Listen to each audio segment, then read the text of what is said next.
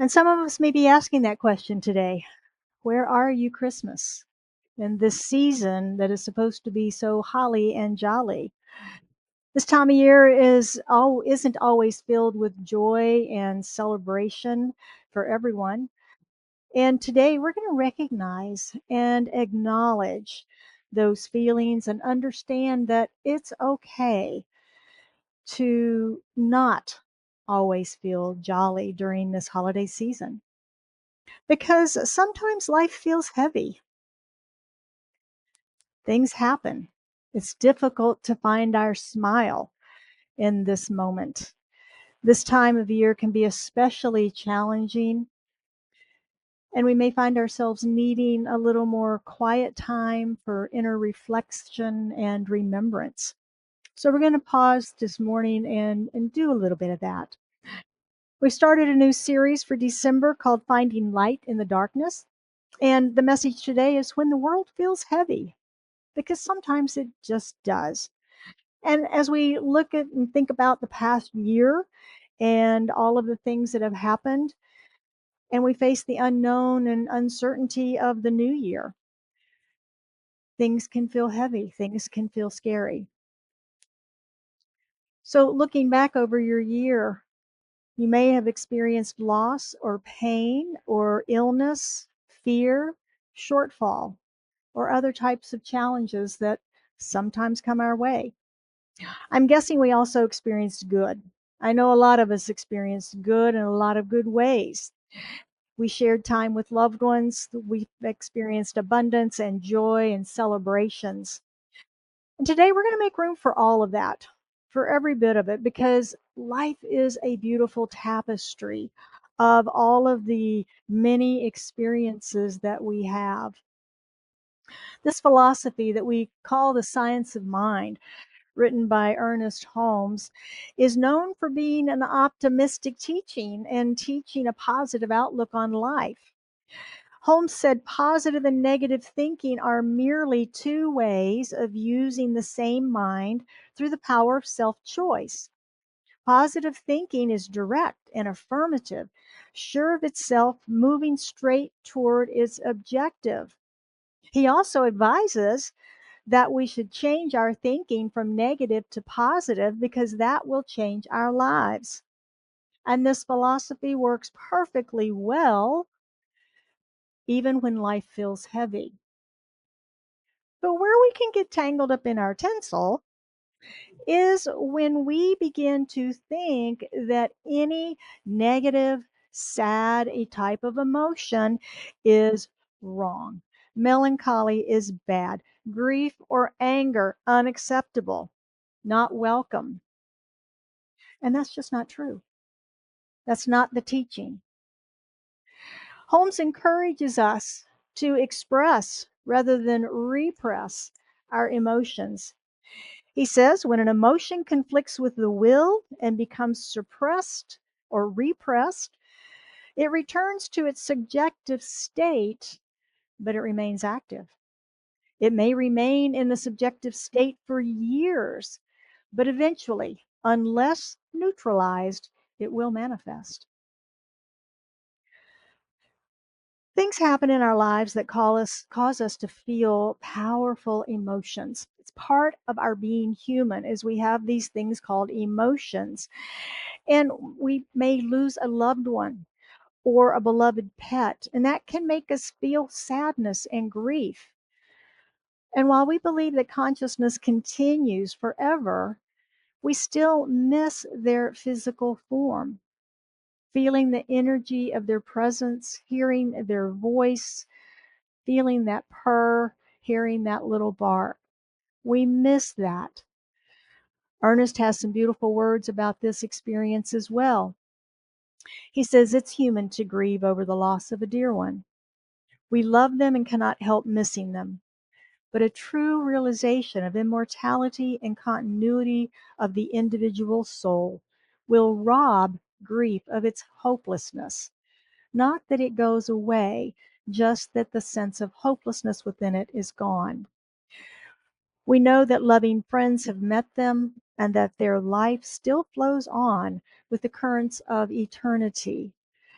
And every time I hear this or read this quote from him, I think of the birth process when we're born into this world and we're met by others, doctors, nurses, parents, family, siblings, whatever the situation may be, but we're met. And I think that as we pass over to the next experience, whatever that is, if it's our pets crossing the rainbow bridge, or if it's us transitioning into whatever this next expression of life and living is for us, that we are met and greeted by others to show us the way. I find that the holidays can also bring a sense or feeling of melancholy and maybe the blues.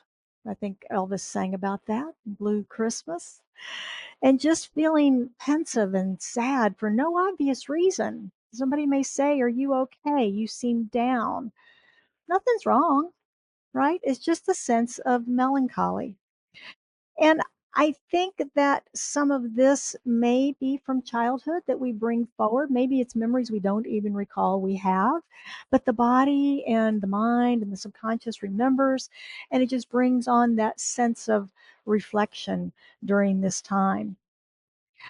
I also think it may be part of our heritage from the ancient days, because before our time of grocery stores on every corner, central heat in our homes, and fancy cars, it was tough.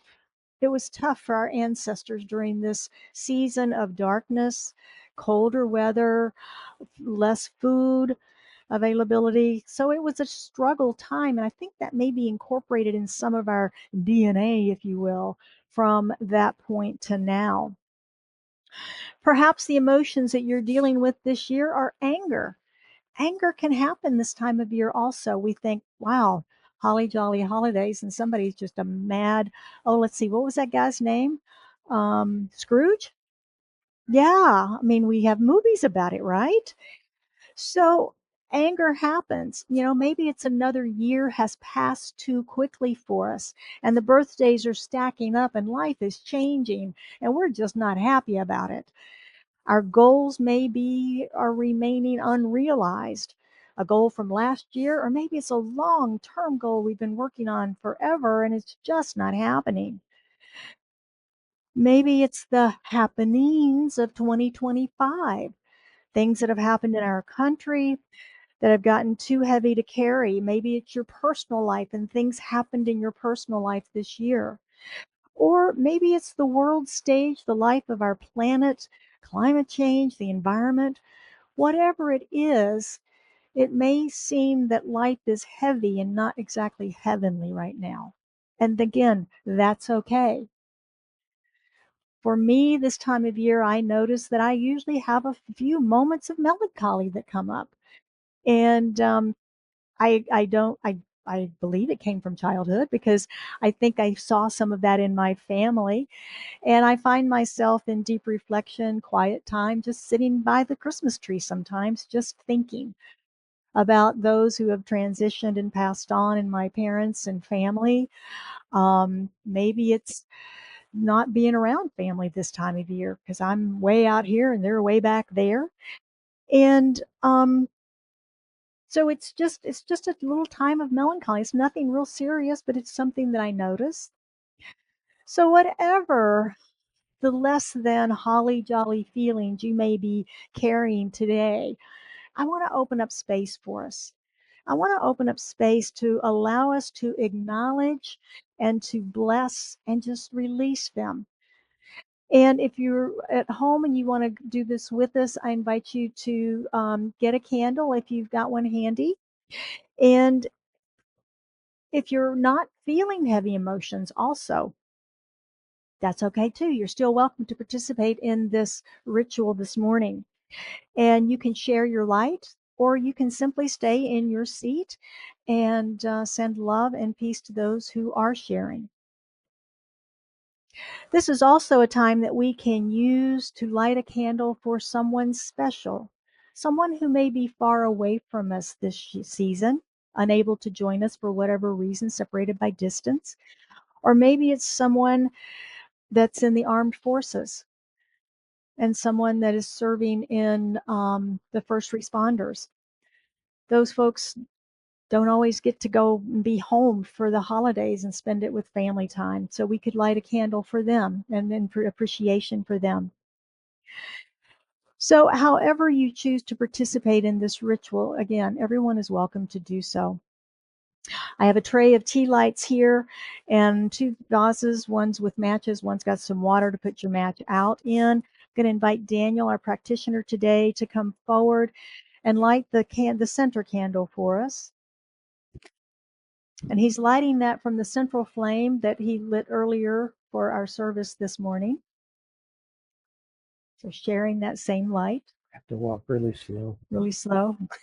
And deliberate. It's like the Olympics. It is. There we go. In addition to being a senior practitioner with us, Daniel is also a certified grief counselor. And what that means is that he has additional training and is able to sit with us when we are going through the experience of grief. And I have had the pleasure of working with Daniel through that process. Highly recommend it. And it can be grief around anything whatsoever. Yes. Yes. So thank you for that, Daniel.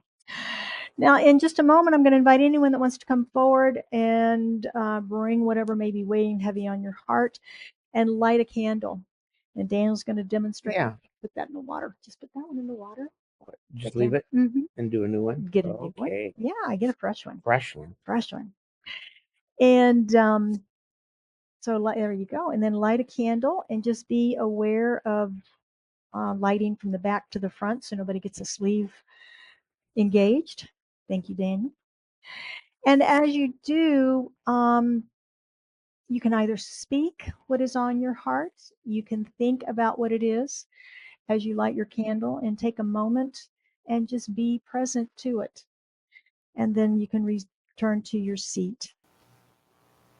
So as we begin, Joe's going to play some music for us. And I'm going to remain up here. You are going to remain up here. And Daniel's going to hold the consciousness. Yes, hold space, hold love for you up here. Yes. We bless the sacredness of this space, the illumination of the flame, and all of the thoughts of our loved ones. I invite anyone who's ready to come forward, light a candle, and place it in the tray. I'll start with something that's been on my heart, as well as Diane's, that we recently lost the presence of our joint cat, Miss Wiggles, who was a loving presence for, we're thinking about 21 years on this planet, a long time, with me for the majority of that, but at the latter part with Diane, who did a marvelous job of taking care of her, much better than I did. And she was such a joy to both of us, just a loving presence, and the cat would just lay on your lap, sleep with you at night, just never do anything wrong. Just was a perfect animal. Never had an animal like that. It just seemed like endless, bountiful abundance of love to share and to give and to receive. Loved pets. She loved her pets and her treats. So Diane, I think you're listening or watching, and my heart is with you, and we know that Miss Wiggles is loved no matter where she's at. She will be remembered. Thank you, Daniel. You don't have to speak out loud if you don't want to. You can be silent. You can do as many as you want this morning. I have another tray. And folks at home, you can do this as well. Like I said, if you've got a candle and you want to light and recognize someone and speak your blessing, feel free to join us in this.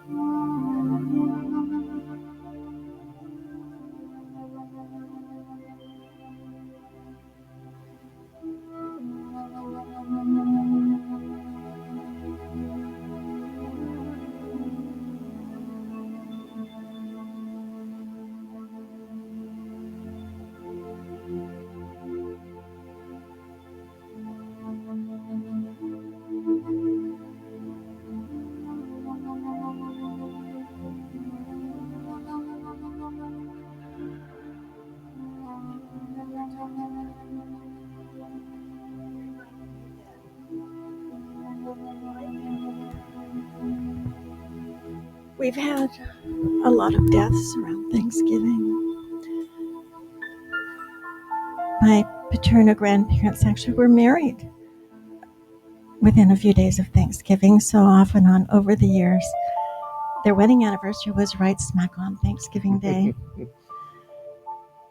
And my grandfather passed away within a week of Thanksgiving. 5 years later, my father passed away within a week of Thanksgiving. 5 years later, my grandma passed away within a week of Thanksgiving. And my mom passed away actually on Halloween. And yesterday I got a phone call that my little sister is probably on her last few days. And it's never occurred to me to be grateful for those wonderful experiences that we got to be together for our life experiences. And so I'm very grateful, very, very grateful for those wonderful life experiences together. The ups and the downs, the sibling fights and arguments, but that's growth, that's learning, those are opportunities, and I'm just so grateful. Would you like to light a candle? You can do as many as you want. We're an abundant community here.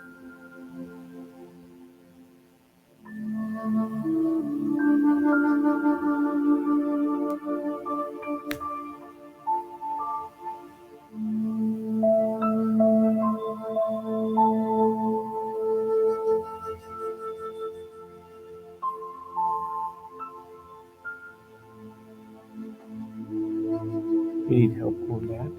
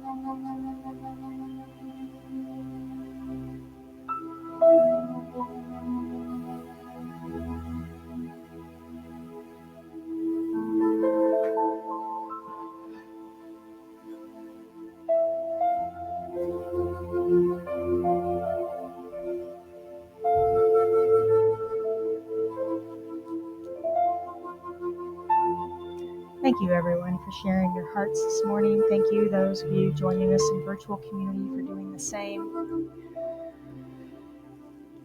As we complete our sacred ritual, I acknowledge and bless this beautiful, sometimes messed up tapestry that we call life, in which we live, move, and have our being every single day, with all of its complexities and its experiences, its feelings and its emotions. To be present with our feelings of sadness, of grief, of recognizing the gratitude in having had the experience, blessings, so many blessings, and recognizing the presence of God is right where we are. And knowing that while we take this moment of remembrance, sacred quietness, that there's still joy, there's still peace in that knowing of having known the loved ones that have passed, the losses we've experienced, and the joy in where we are today. No matter what, we are all one in this tapestry. So it is. So it is. Thank you.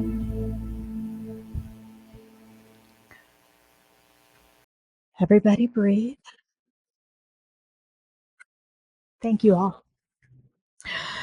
Spiritual practices for us this week. I got a couple of silence and reflection. Ask yourself, can I hold what's hard while still making room for what's possible? We live in this field of infinite possibilities, and hard things happen. Can I hold that and make room for the possibilities? Can we find joy even in the heavy stuff, faith in the fear? And the second question, can I find hope in this season and the returning of the light? For we know that the darkness ends soon. We're getting closer and closer to that longest day, and where things will begin to change and the light will begin to return. Can we find hope in that, releasing the old and embracing the new? We will have our burning bowl ceremony on January the 4th, where we release and burn away 2025 and we embrace 2026. But December is a good time for us for reflection on what needs to be released, what we're really truly prepared to release and let go of, and what desire we want to call forth in the new year. I will close our service this morning with a quote from Ernest Holmes, a final quote.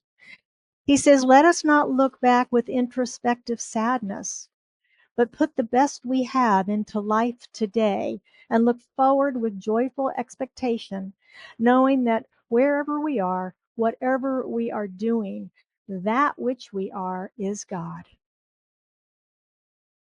So this week, may the season hold you lightly. May the memories soften. May the aches ease.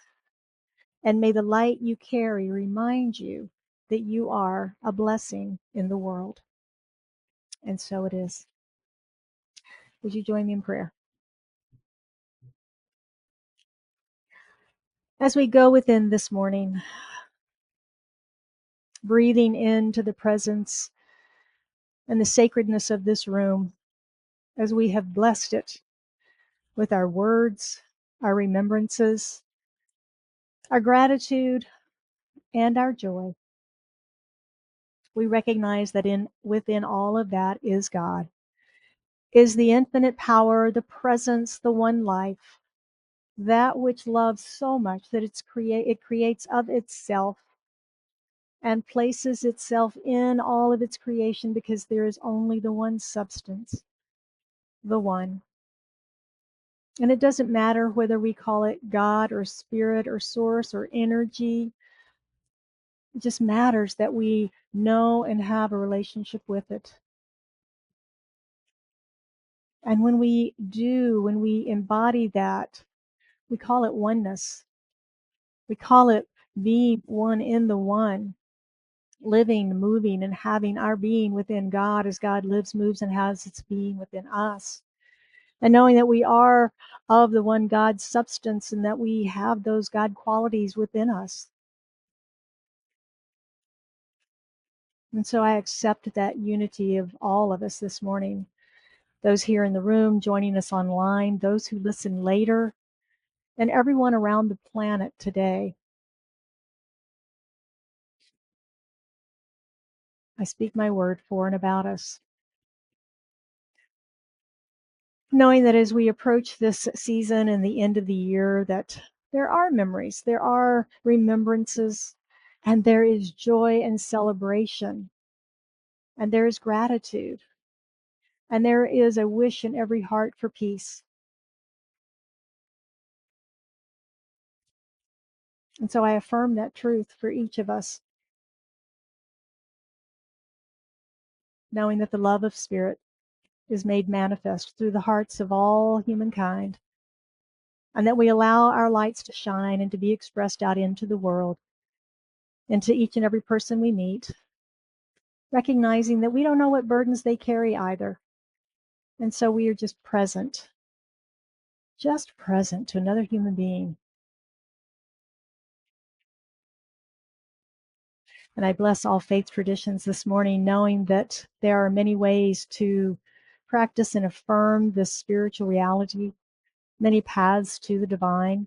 And it doesn't matter if it's a temple, a mosque, a church, a center like this, or a mountaintop. Wherever anyone seeks the divine is there because God is within. And it is with a heart filled with gratitude, thanksgiving, and joy that I release this prayer into the action and activity of law, knowing that it is done. And so it is.